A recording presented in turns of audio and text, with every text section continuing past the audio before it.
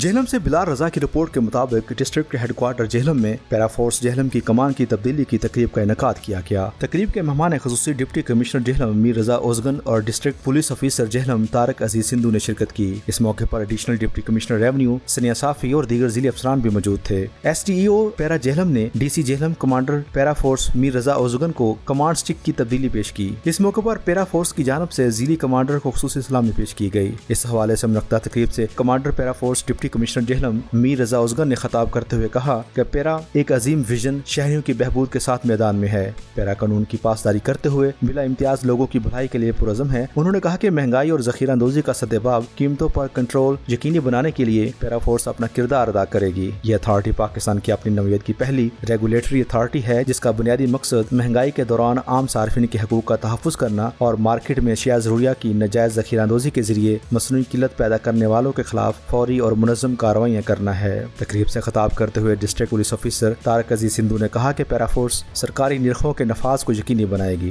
پیرا force کے تحت کام کرنے والے عملے کو خصوصی اختیارات دیے گئے ہیں۔ وزیر اعلیٰ پنجاب مریم نواز شریف کے ویژن کے مطابق عوام کو مہنگائی کے بوجھ سے نجات دلانا حکومت کی اولین ترجیح ہے اور پیرا فورس اس مقصد کے حصول میں ایک اہم ہتھیار ثابت ہوگی۔ ڈی پی او جہلم نے کہا کہ توقع ہے کہ یہ خصوصی فورس آئندہ چند ہفتے میں مارکیٹ میں مثبت تبدیلی لائے گی اور ناجائز منافع خوری کا قلع کما کرے گی۔